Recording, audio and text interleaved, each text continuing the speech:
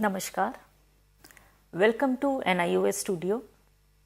The topic on which we are going to discuss today is teaching learning process during early schooling. First of all, we'll have a look into the learning objectives, that why we are going to discuss on this topic and what we are going to achieve after studying this topic. So our first objective is to explain the concept and process of learning. It will also help us in elucidating the factors influencing learning process. It will help us in describing different theories and modes of learning, and also it will help us to explain process of teaching. Looking into the pictures that you can see on your screen, there are two pictures, both depicting little bit similar but yet different aspect. In the very first picture, as you can see, the teacher is teaching through the traditional method where children are at the receiving end and teacher has come prepared with certain concepts which she has decided to convey to the students. Whereas in the second picture, as you can see, all the children, they are actively involved in the teaching learning process, which is helping them out in their actual learning. So as we can understand through these two pictures, that first is the traditional classroom, whereas the second picture is denoting the constructivist classroom where the learning is happening by the participation of the students. So we have to take into consideration the learning needs and learning aspect before undertaking any classroom activities. First of all, we have to understand the learning process. Learning is the process of being modified more or less permanently by what happens in the world around us, by what we do or by what we observe. It is also the process by which behavior is originated or changed through training procedure, whether in the natural environment or in the laboratory. It is the process by which the individual acquires various habits, knowledge and attitude that are necessary to meet the demands of life in general. And a very comprehensive understanding for learning is given through the last point, which is saying that learning is relatively permanent change in personality, including cognitive, affective, attitudinal, motivational, behavioral and experiential, and reflects a change in performance which is usually brought about by practice, although it may arise from insight or other factors including memory, as given by Sakya. So through these various points, we get to know that learning is a relatively permanent change in the behavior of the individual. If we have learned something, if we have adapted to certain changes in our behavior through cognitive area, through affective domain, through our attitudes, or through the motivational changes, or through the behavioral changes, which is relatively permanent and which helps us in understanding and replicating that behavior in future, then it is termed as learning. So with these definitions, we come to the crux of learning, that is, learning is the relatively permanent modification of behavior. It is also the acquisition of habits, knowledge and attitude necessary to meet the demands of life. And also it is the relatively permanent change in personality, which is available in all possible dimensions. Moving on to the characteristics of learning process. Learning is a continuous process. When we say it is a continuous process, it refers that learning happens from birth till death. At whatever stage we are, a person will never cease to learn. Be it walking on the road or observing something or looking at something, the person is learning. So it is a continuous process. Next, learning is a goal-directed process. When we talk about goal-directed process, it says that we always have a goal which an individual needs to achieve, and in that process learning happens. For example, if a child he wants to learn to ride the bicycle, so the goal and objective for him is to learn to ride the bicycle. So that is the goal for which the child will try to get onto the cycle, will try to work upon this cycle. He might fall in between, but he'll again get up and he'll try to achieve this goal of learning how to ride the bicycle. So each learning is goal directed. It needs to have certain goal, otherwise learning cannot happen. And also with the goal, it has to be intentional. When suppose we are preparing for the examination, we are learning the things, we are learning the concepts. So with the intention of appearing in the examination, the child or a person is studying, is learning. So that learning is intentional. Again, it is goal directed because there is a certain goal that we have to clear this examination or we have to study for this examination. Apart from goal direction and intentional, learning is an active process. When we talk about active process, it means the person has to be actively involved into any work that he or she is doing. The person has to be involved physically, mentally and cognitively. Then only we can say that learning is happening. A passive learner, a person who is not giving full attention on the things that he or she is imbibing, then learning cannot be said to be active. Apart from that, learning is individualistic. When we talk about individual aspects, it takes into consideration individual needs, individual areas of interest, individual focus. So that understanding, it is unique, which varies from individual to individual. As we can see in our classroom, there are 30 or 40 students sitting in the classroom, but each child has its own way of learning. They have their own understanding, they have their own milestones to achieve in terms of learning. Apart from that, another characteristic of learning is that learning is the outcome of the interaction of the individual with the environment. Whatever a person is involved into, the environment in which the child or a person is engulfed in, that environment is giving the learning areas. It is providing those learning opportunities through observation, through imitation, through participation. So learning cannot happen in isolation.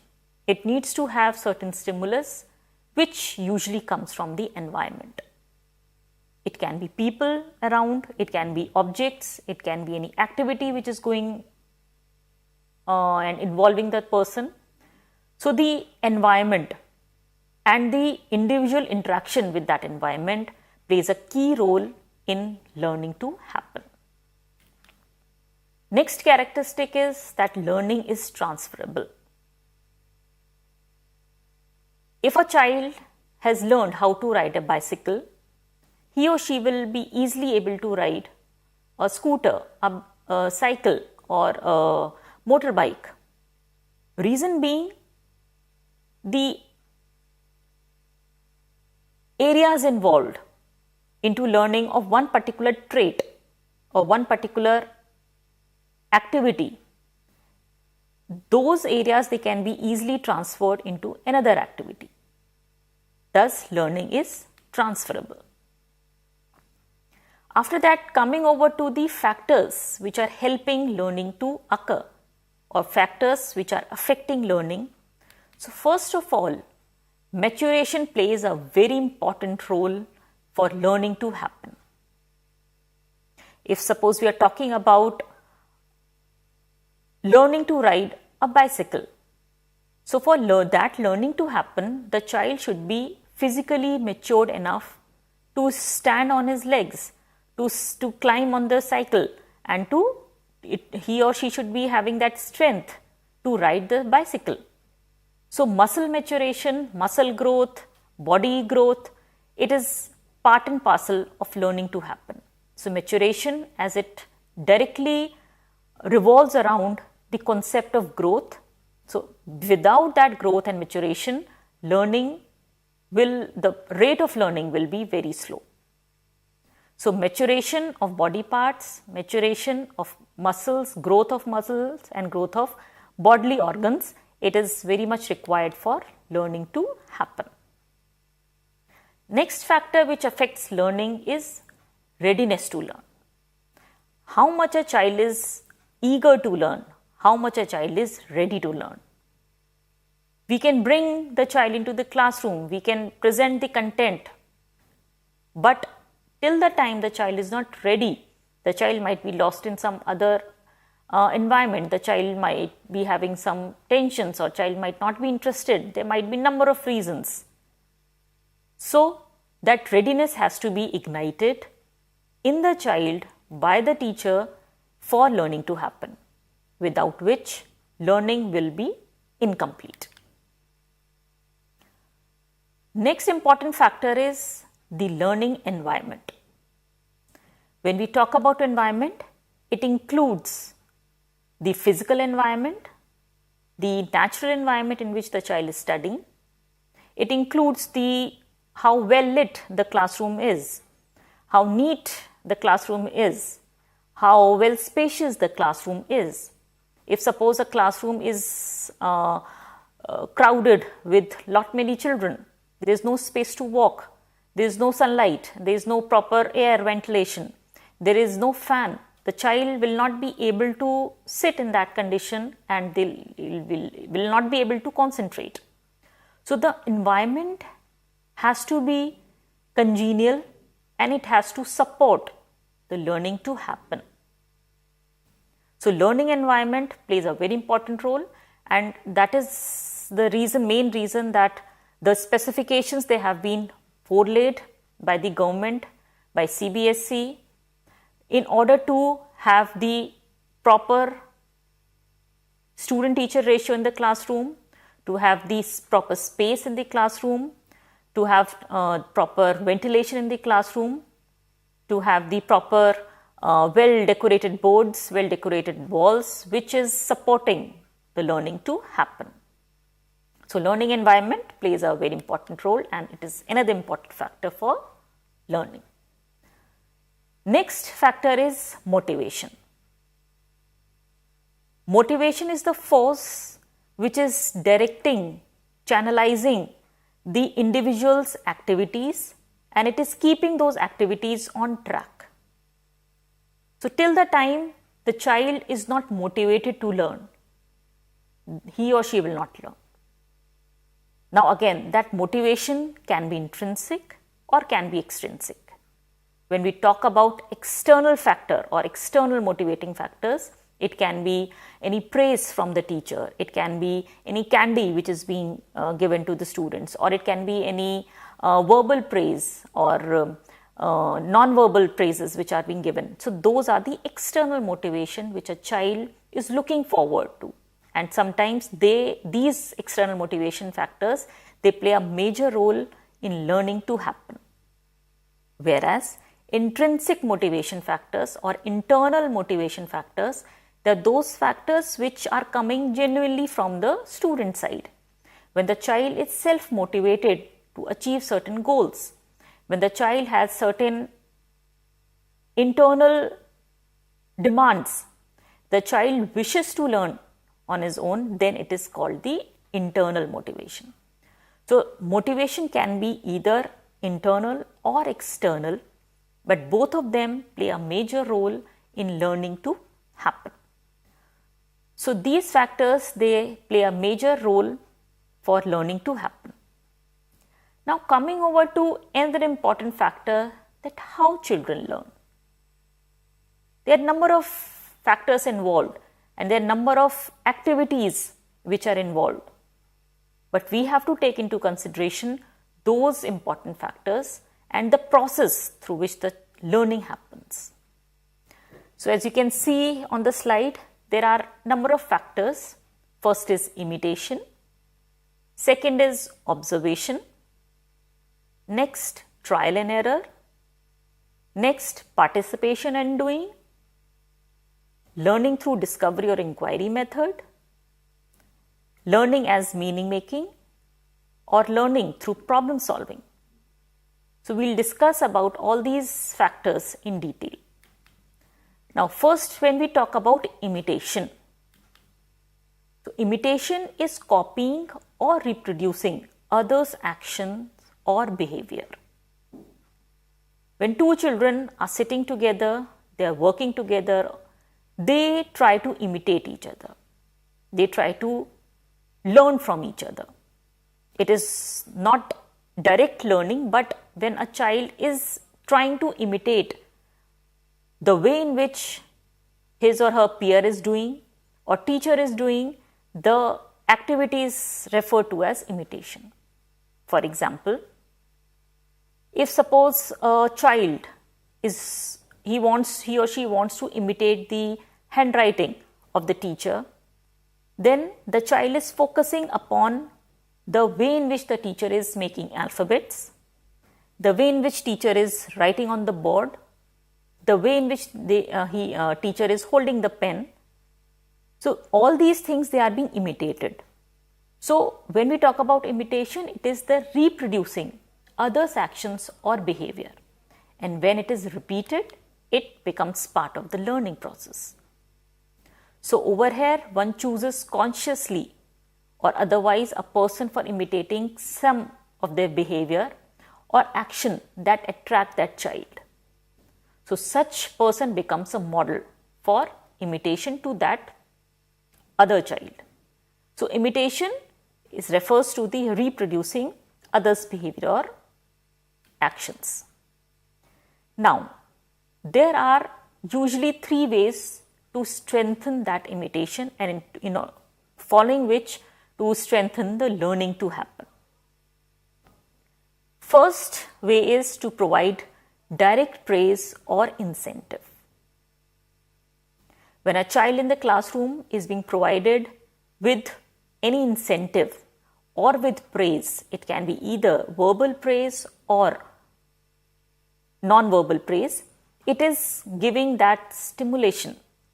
It is giving the reinforcement to the child to perform better. So, the child who has got good in his or her English notebook, suppose, where the child has written in a good handwriting, so that good, word good, it is a direct praise to the child.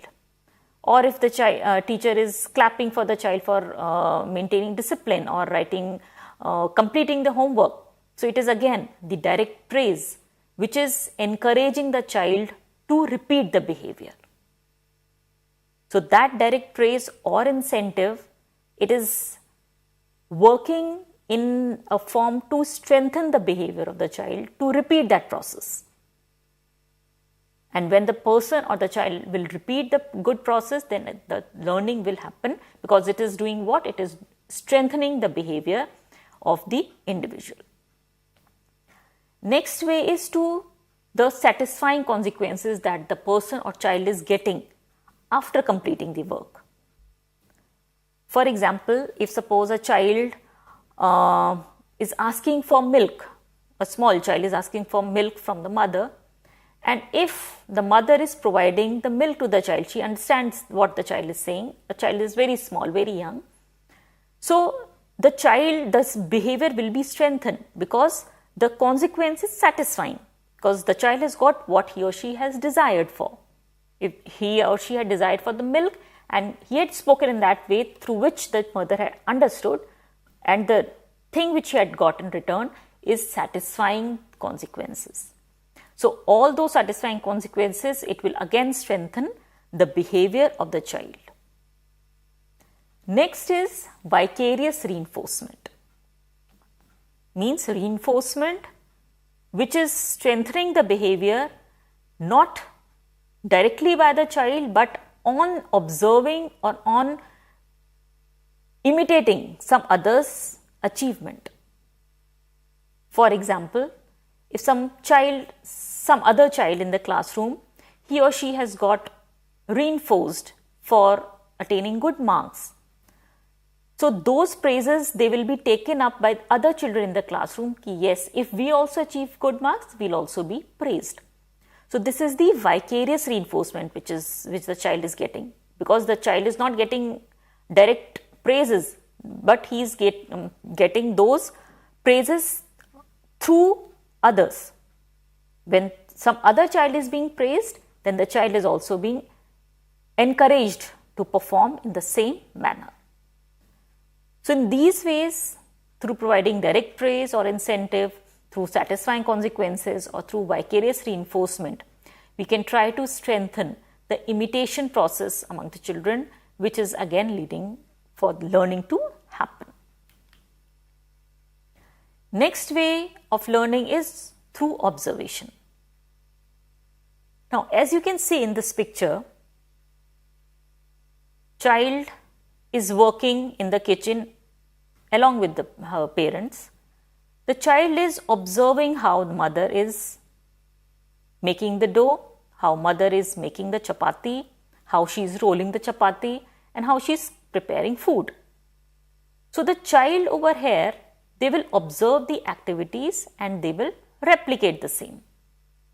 So over here, it is not the exact reproduction of the behavior of what model is doing, but the child will make his or her own assumptions and work upon the inputs that the child has got from the elders or from the model in that case.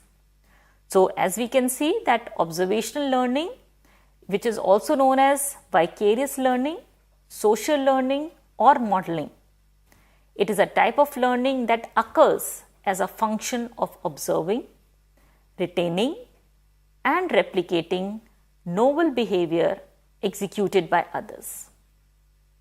So learning through observation is not exact reproduction of the model's behavior, but developing behavior based on the observed behavior. Now, what are the processes involved in observational learning? First is attention process. For observational learning to happen, the child or a person, they need to pay attention on the functioning which is happening around them. So for that, they have to keep their sense organs active. They have to keep themselves mentally and physically active to learn and to imbibe what they are looking at or what they are observing. And once they had paid attention to it, they have to retain that process. They have to understand, they have to identify that what all major inputs were required and how it can be reproduced. So retention process is again very much important in order to reproduce the activity to happen. And also the motor reproduction process. For example, if a person or a child, he or she wants to bat like Zaheer Khan or Sachin Tendulkar, then apart from attention and retention, the child also has to reproduce in the physical manner. If the muscles are not that much strong, then the child will not be able to replicate the learning. The child will not be able to perform that activity. Reason being, the motor reproduction process is slow. The motor activities, they need to be strengthened. So apart from attention, retention, motor reproduction process has to be there. And another important aspect is motivational process. Again, as we had discussed earlier, both the internal and external motivation plays very important role and plays the key role for learning to happen. So, observational learning is another important part of learning. We will discuss remaining learning aspects after a short break.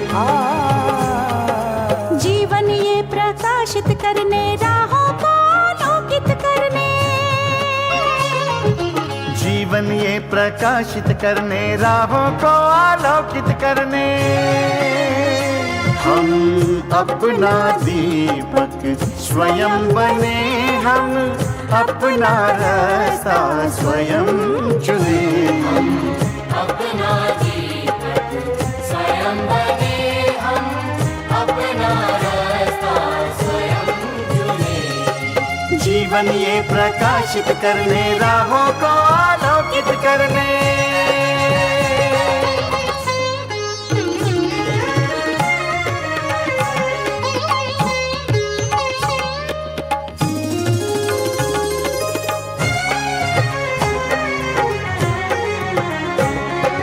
धन साधन समय की सीमा से विद्यालय जो मुक्त हो, धन साधन समय की सीमा से विद्यालय जो मुक्त हो। कभी पढ़े हम कहीं पढ़े वे विषय की लोच से युक्त हो, कभी पढ़े हम कहीं पढ़े वे विषय की लोच से युक्त हो। मित्रों हम उठे और जागे, मंजिल आने की ध्वनि सुने, हम अपना दीपक स्वयं बने, हम अपना रास्ता स्वयं चुने। जीवन ये प्रकाशित करने राहों को आलोकित करने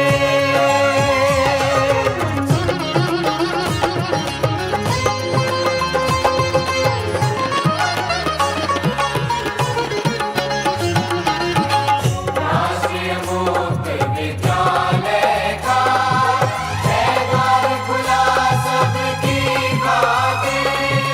शिक्षा परीक्षा का अवसर एक बार ही क्यों मिलता फिर शिक्षा और परीक्षा का अवसर एक बार ही क्यों मिलता फिर दुनिया में इसके केंद्र बात कोई मन चाहा केंद्र चुने, हम अपना दीपक स्वयं बने, हम अपना रास्ता स्वयं चुने। कोई मन चाहा केंद्र चुने, स्वयं बने, हम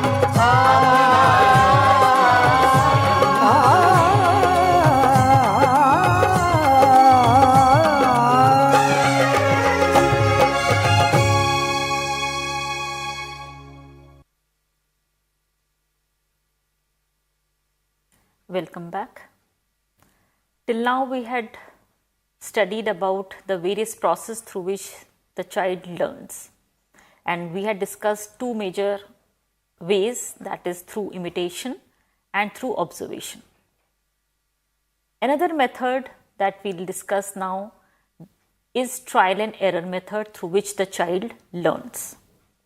So when one is confronted with a difficult problem for which he or she does not have any ready-made solution, they will engage in a variety of different responses until one response produces a satisfying effect.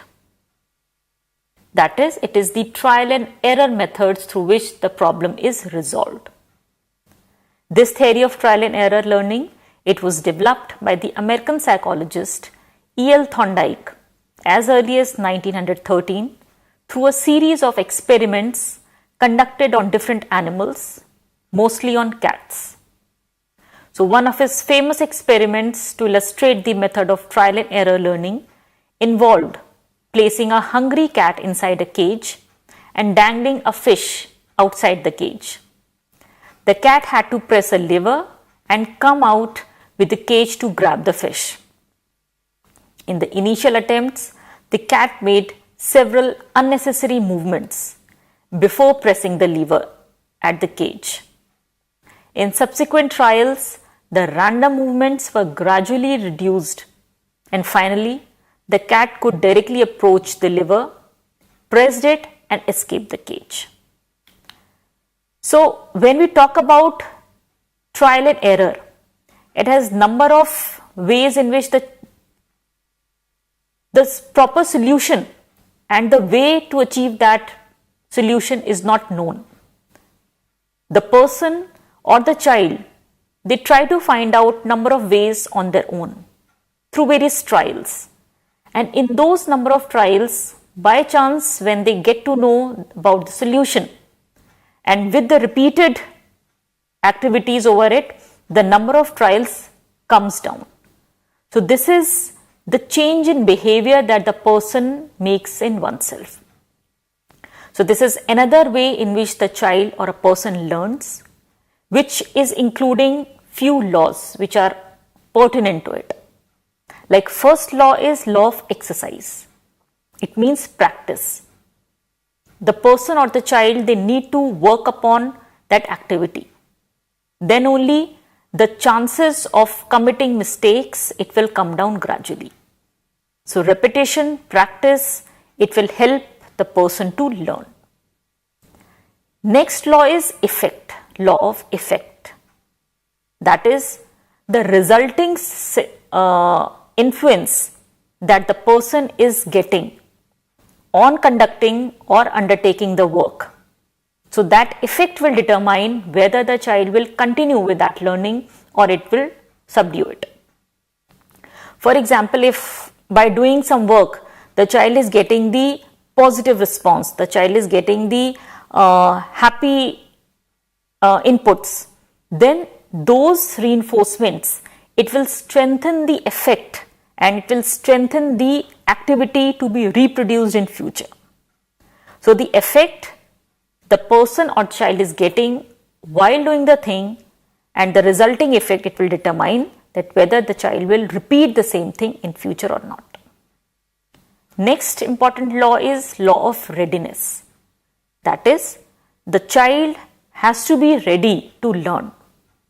Child has to be motivated so that readiness comes up within the child.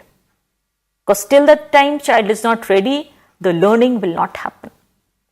So as in the experiment, till the time the cat was not ready, if the cat was not hungry, she might not have tried. She might not have tried to press the lever or not have made the random efforts to come out of that cage. But since the child was hungry, the motivation was there to have the food, and that motivation was external, which was lying outside in the form of the fish. So that readiness came within the cat to make some efforts.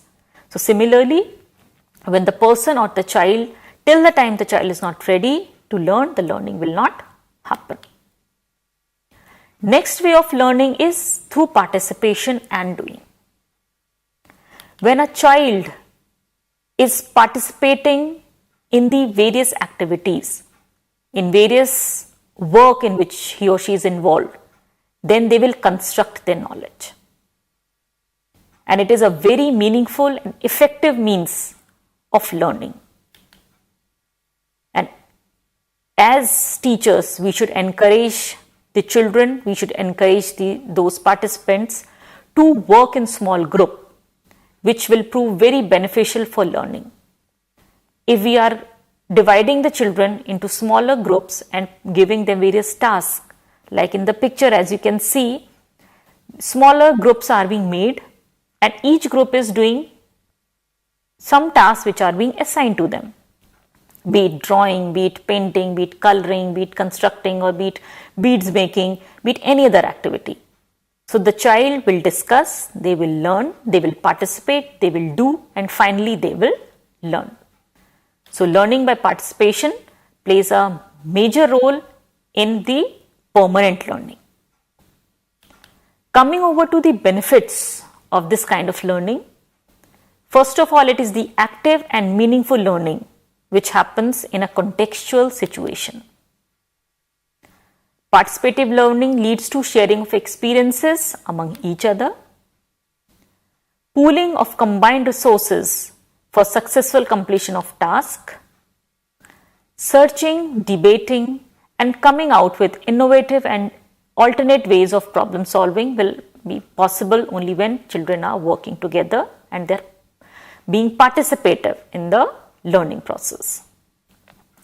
Then developing social qualities like helping, sharing, fellow feeling, and accepting responsibilities.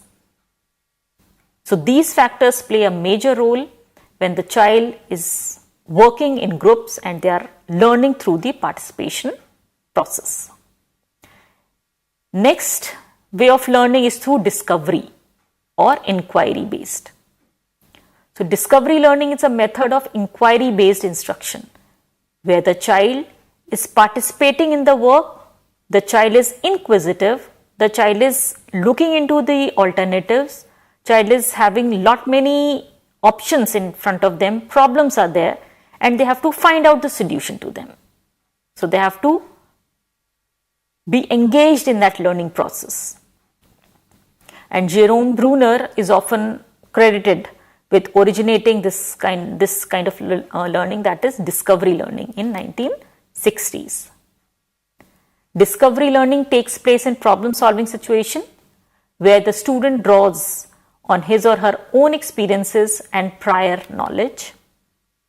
And it is a method of instruction through which students interact with their environment by exploring and manipulating objects and performing experiments. So when we talk about participative learning, discovery-based method learning, they all depend upon certain principles. There are certain rules behind it. First is activity, that is principle of activity.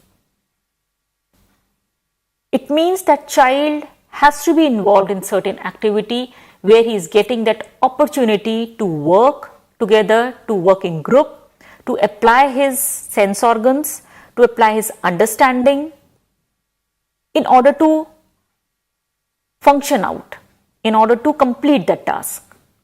So activity based learning is the core point, and they are being encouraged in today's classrooms. Next principle is principle of logical thinking. Child has to think logically in a creative manner through collaborative task, through available resources, through alternate means. So all the logic the child has to apply when the child is engaged into any activity and the child is engrossed into that problem solving or discovery based learning. And another principle is proceeding from known to unknown. The child will always try to look into the solution from what he or she already knows.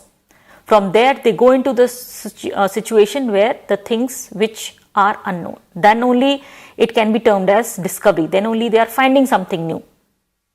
If suppose a child knows how to count 1, 2, 3, and based on that they are finding the methods of multiplication.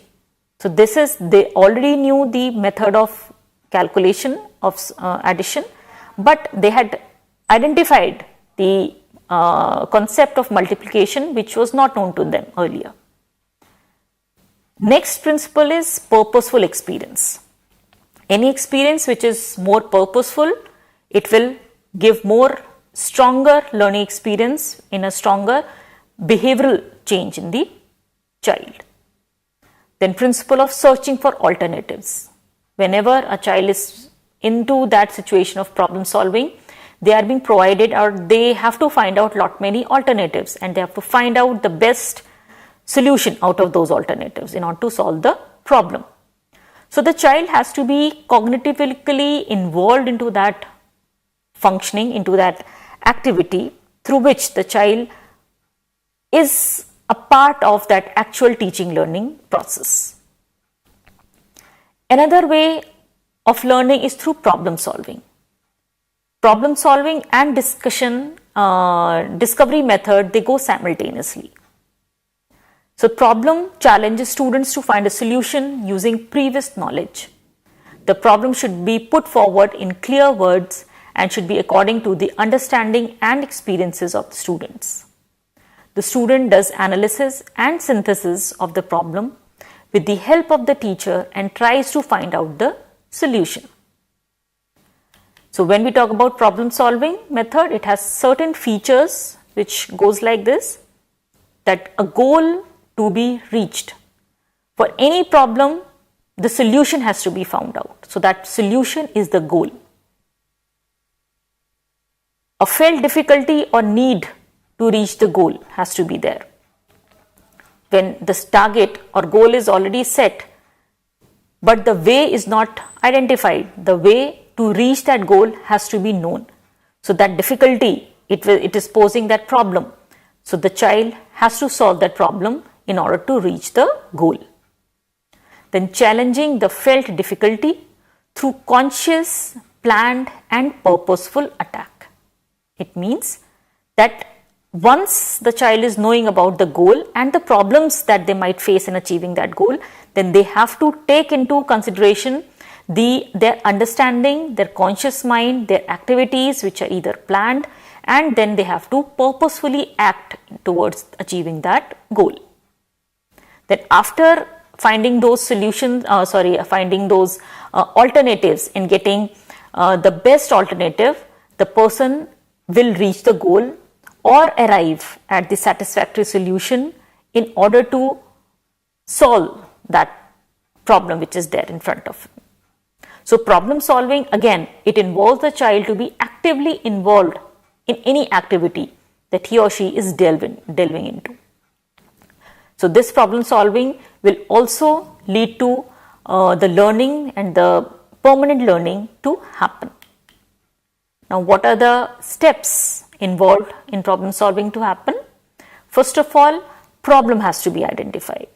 That is, identifying and defining the problem.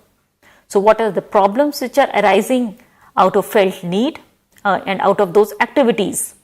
And students should be able to identify and clearly define those problems. After identifying the problem, analyze the problem. Analyze from various aspects. Analyzing from time perspective, from material perspective, from solution perspective. So deep critical analysis of the problem has to be undertaken. Then stating clearly the relationship between different concepts.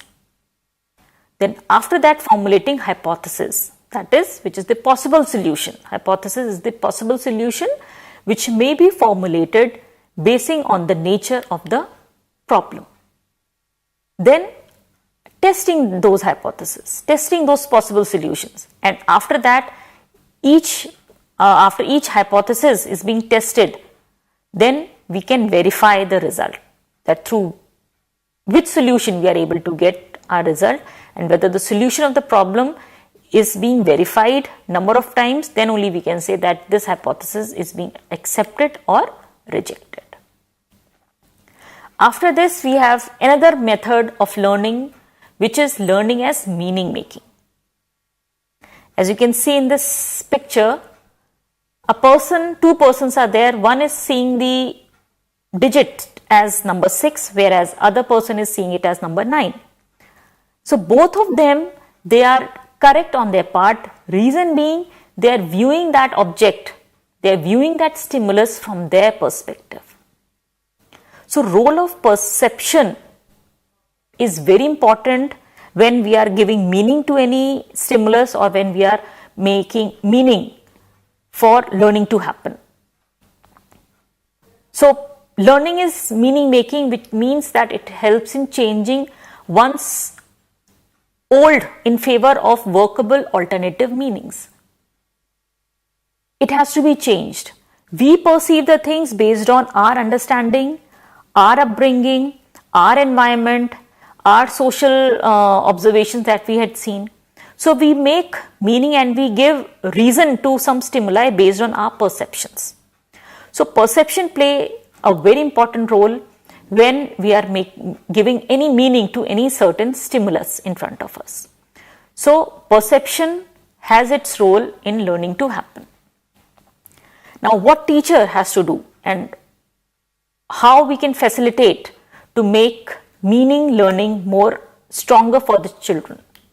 So for this, before initiating any learning activity in the class, teacher has to give a clear knowledge of the previous experience of each student relating to the activity. Means previous knowledge, what the child already knows. Then from that known, the teacher must start what they have planned to teach the students. And besides the previous knowledge, as a teacher, you should intimate knowledge of the interests, attitudes, and typical personality characteristics of the students which have bearing on their perception. As a teacher, you also should need to create a congenial environment in the classroom and school in which the students would feel free to express their viewpoints on the issues being discussed. If suppose the child is not getting positive responses at school, or the child is being reprimanded for any queries that he or she is bringing to the teacher, then the child will view it as that whenever I am asking any question, the teacher is reprimanding me, the teacher is scolding me. So the child will relate that teacher or will relate that subject or will relate that school experiences in the negative manner. So the child will make the negative meaning out of it. So the perception has to be positive. So the teachers play a very important role to provide a congenial environment in the classroom and in the school. You as teacher should also record each student's perceptions on the issue on the blackboard so that these statements are visible to the students. It is just one way in which we can apply and help in strengthening the perception. You as teacher also need to create opportunity for each student to explain his or her viewpoints so that the process, everyone should understand the perception of others and would get chance to assess their own position on the issue and may like to modify or change the meaning so far held by the child. So till now we had done about the process of learning. We'll take up now the process of teaching. Now when we talk about teaching, it refers to imparting of something, concepts or thoughts which are known to the teacher to the students. Now, while imparting, there are three major important things which are being involved. It leads to either behavior modification or incorporation of cognition in learning or teaching by constructing of experiences. So these three concepts play a major role while teaching. When we talk about behavior modification, there are usually two types of behavior. Elicit behavior, which the behavior which is being elicited or which is being taken out from some person through certain external stimuli. Whereas when any behavior is coming out naturally from the student, then it is the emitted behavior. For example, the sun emits its own rays, so the something which is coming out naturally, it is emitted. So the behavior which is coming out naturally from a child or a person, it is the emitted behavior. For example, if suppose a child is a girl who is interested in dance, he or she is striking a pose which was not taught to her earlier. So that is the emitted behavior. Whereas if a person, suppose a child is made to run 2 kilometers, and based on the reinforcement that he or she will get the chocolate after that, then based on that stimulus, the child is behaving in certain manner. So then this behavior is termed as the elicited behavior. So now these two behaviors are there in every individual. Now as teacher, the conditioning has to happen in order to bring out these behaviors. So we as teachers, when we are taking up the teaching aspect, we have to take into consideration both these behaviors. So for that, either we can do classical conditioning, which is helping in the conditioning of the elicited behavior. So as you all know that classical conditioning theory, it was given by Jan Pavlov, who had worked upon the dog who is salivating on the site of the food, which is the natural behavior, but when that food, it was being controlled and it was being put together with certain sound or with certain light, then on the site of that light on sound of that sound or light, the dog started developing the conditioned response. So in that way, classical conditioning can be done through providing certain external stimulus in order to take out the elicited behavior. Whereas operant conditioning, it has to take into consideration the student's or the person's elicit behavior, emitted behavior, through which the person is taking out, it is channelizing that behavior of the individual. So in order to, apart from behavior changes, the cognition also has to be taken into consideration, and for that Piaget has given the cognitive approach of learning, over which he had spoken about the 4 stages of learning, and each stage, that is sensory motor stage, pre-operational stage, concrete operational stage and formal operational stage, they have their own benchmarks for learning to happen. And when we are talking about construction of experience, apart from behavior and cognition, another important way of teaching is the construction of experience, where the teacher is giving those available opportunities to the children to work out, to participate in the activity and to construct their own knowledge. So the student construct their knowledge on the basis of interaction with their environment. And it is based on, again, 2 assumptions, that is, knowledge is actively constructed by the student and not passively received by the environment. And secondly, coming to know is a process of adaptation based on and constantly modified by students' experience of the world.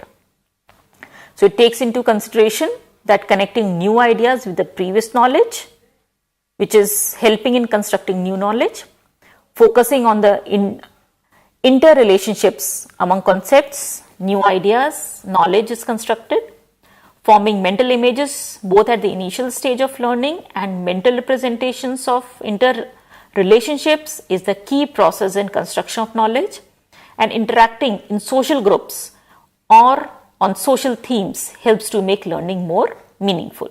So thus over here the role of environment plays a very important role. So coming towards the end, we will just look into the role of teacher, that what teacher can do under this. They can facilitate students in their efforts to learn without directly instructing them on any new concept. So in this way, they will help them in constructing their knowledge.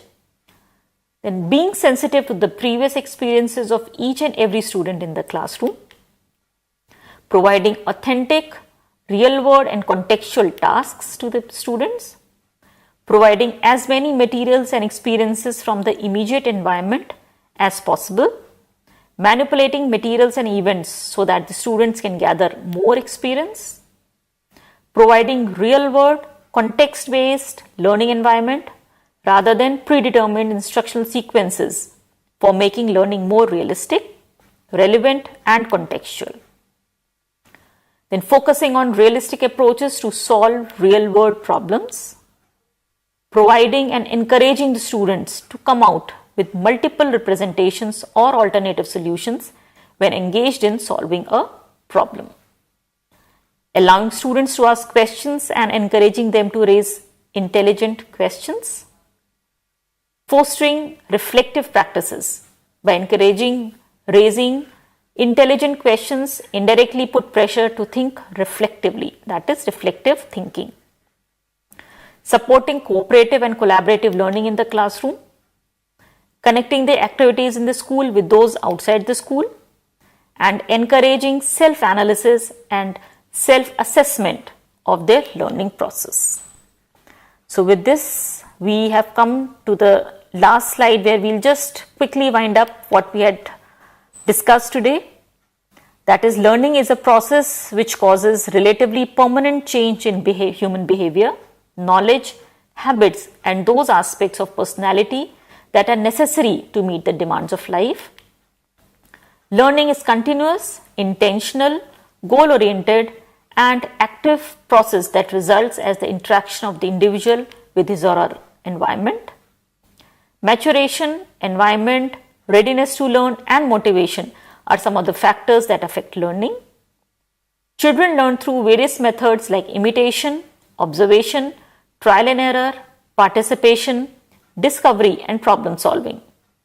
Meaning making through perceiving objects is also a powerful method of learning. Besides the traditional instructional process of learning, behavior modification approach has several impacts on the classroom teaching learning process. And learning for cognitive development and learning to construct knowledge have lots of potentials towards learning of children, specifically for those in the primary schools. So with this, we come to the end for today's discussion. We'll meet again with another topic. Thank you so much.